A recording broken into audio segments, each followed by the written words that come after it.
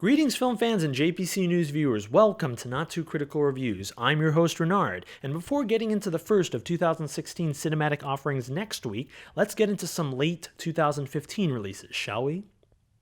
Our first film is Joy, a quirky pseudo-biopic of Miracle Mop inventor Joy Magnano, confidently portrayed by Jennifer Lawrence in her third collaboration with director David O. Russell. The film, while a solid entry in Russell's directorial oeuvre, admittedly lacks the grit of The Fighter, the grounded emotion of Silver Linings Playbook, the pure cinematic fun of American Hustle, and the stellar supporting cast of all three. Nevertheless, Joy remains a fair watch with an underrated Edgar Ramirez as Joy's loyal ex-husband and the well-synced flow of the film's cinematography and editing, even though such assets are used to capture a few manufactured story elements that prevent the audience from appreciating Russell's 2015 offering in total.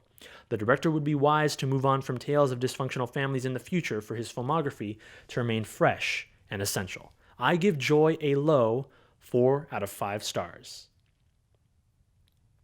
Next up is the Christmas-released Daddy's Home, directed by Sean Anders. This second Will Ferrell, Mark Wahlberg collaboration revels in needless, sophomoric comedic gags that fail to take advantage of a potentially funny and emotional commentary on modern fatherhood. Ferrell's character seems manufactured to make persevering fatherhood by noble men who desire to become fathers seem as uncool as possible, whereas Wahlberg's bad boy dad tactics, while amusingly deceptive due to Wahlberg's impressive restraint from rubbing his character's charisma in Ferrell's face, quickly grow to levels of stupidity that make one cringe. Not to mention, both fathers seem to boast an unlimited amount of money to buy their children's happiness. A story element that should send a mixed message to parents and their children.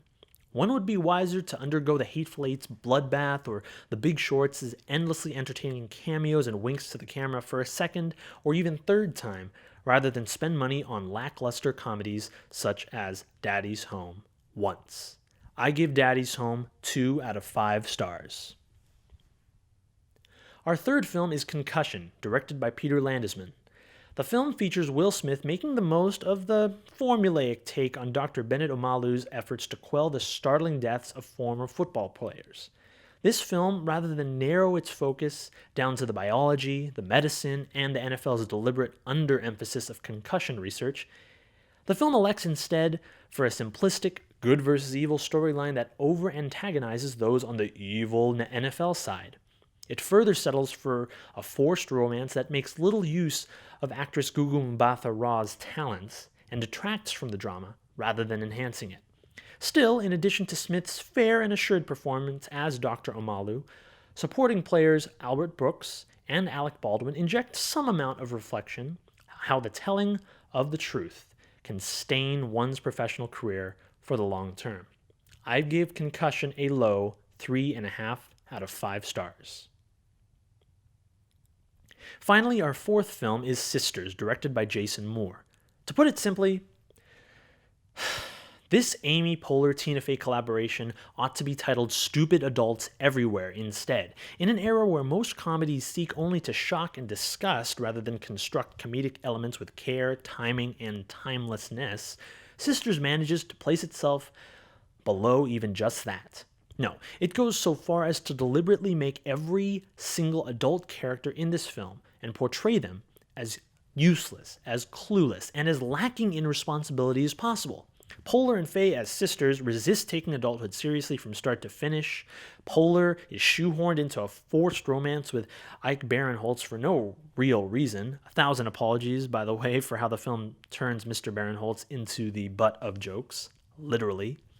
Their parents, a bafflingly cast James Brolin and Diane Wiest, refuse to acknowledge the possibility that they may have simply just failed as parents. The Korean characters continue to perpetuate a trend of offensively stereotyped Asian characters, and SNL member Bobby Moynihan's character is a real-life Ralph Wiggum on cocaine.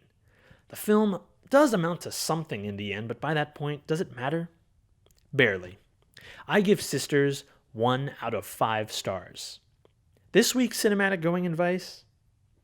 Settle for the dramas, the other Oscar contenders going wide, such as The Big Short, The Revenant, The Hateful Eight, rather than the juvenile comedies. Thank you all for tuning into these reviews. Have you seen any good films lately? Old, new, in the theater, at home? What are your thoughts on the films in this episode? Please be sure to also check out any of our show's previous episodes. I'm Renard, and this is Not Too Critical Reviews. See you next time.